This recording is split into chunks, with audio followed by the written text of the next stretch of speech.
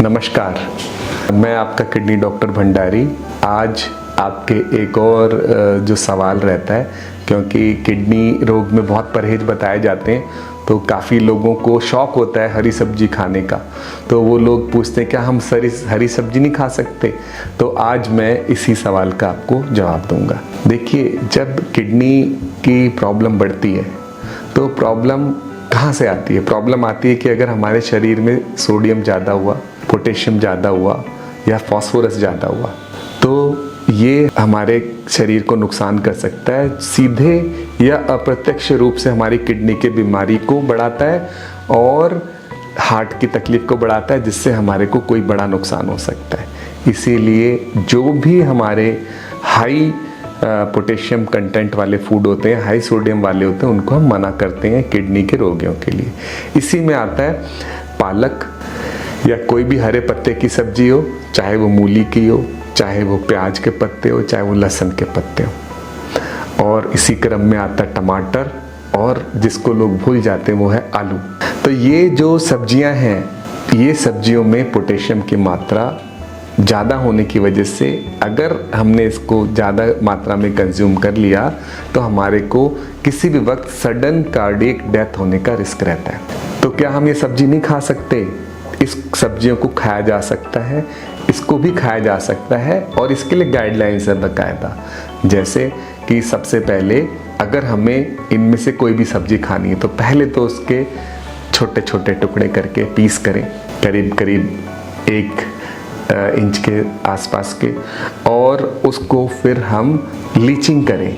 Leaching की प्रक्रिया में क्या होता है, एक गुनगुना पानी लेते हैं और जैसे उसमें हमने डाली एक कोई भी आलू डाला या हरे पत्ते वाली सब्जी काट के डाली, उससे करीब करीब 10 गुना ज़्यादा पानी डाल दिया और 2 घंटे तक वेट किया, और उसके बाद उस पानी को फेंक के फिर उसे धो के बना लिया।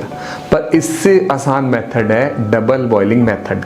डबल बॉइलिंग मेथड में हम लोग इन्हीं सब्जियों को, चाहे वो आलू हो, चाहे वो हमारे हरे पत्ते पालक हो या हरे पत्ते वाली कोई भी सब्जी हो, उसको हमने पानी में गर्म करते हैं। लेके जब वो बॉईल होने लगता है, जैसे वो बॉईल हो रहा है तो उसमें उस पानी को हम फेंक देते हैं और उसे ठंडे पानी में धो के साफ़ कर लेते हैं, और फिर हम उसे नॉर्मल जैसे सब्जी बनाते हैं वैसे बनाते हैं।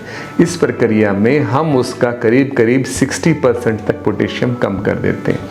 जैसे अगर उसमें 200 मिलीग्राम पोटेशियम है तो उसका पोटेशियम 80 मिलीग्राम या उससे कम हो जाता है। इस तरह से हम सब्जियों को खा सकते हैं। दूसरा, इसमें हम ये कर सकते हैं कि रोज़ ना खाएं, कभी कभी खाएं, जैसे कि हफ्ते में 2 बार या 3 बार अगर हमें बहुत शौक है तो।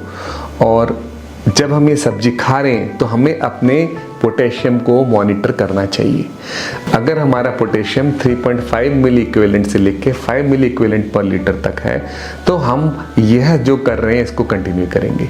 लेकिन मान लो हमारा पोटेशियम 5.5 मिली इक्विवेलेंट पर लीटर से ज़्यादा आ रहा है, जब हम महीने में उसे नापते हैं तो हमारे को ये वाला सब्जियां नहीं खानी चाहिए। दूसरा, एक चीज़ और होती है कि अगर हम को एक सोर्स पोटेशियम का मिल रहा है तो हमें दूसरे सोर्स पोटेशियम के बिल्कुल नहीं लेने चाहिए। जैसे लो सोडियम सॉल्ट जो कि पोटेशियम में हाई होते हैं, या हाई प्रोटीन डाइट, जो जितना ज़्यादा प्रोटीन होता है उसमें पोटेशियम भी उसी मात्रा में बढ़ता चला जाता है। तो हाई प्रोटीन डाइट और लो सोडियम सॉल्ट वाली कोई चीज़ हमें ज़्यादा मात्रा में नहीं लेनी चाहिए। तो अगर मैं इसे समराइज़ करूं, अगर हमारे को हरे पत्ते खाने का शौक़ है तो किडनी रोगी भी उसे खा सकते हैं, पर उन्हें ये ध्यान रखना होगा या तो उसको लीचिंग करेंगे या डबल बॉयल मेथड से करेंगे। और इसको करने के बाद उसे रोज़ ना खाएं, हफ्ते में 1 बार या 2 बार ही खाएं। और अपने ब्लड टेस्ट महीने में जब भी वो कराते हैं उस समय देखें कि पोटेशियम का लेवल नॉर्मल लिमिट के अंदर ही है।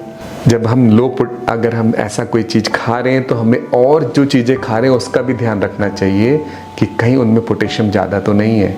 धन्यवाद।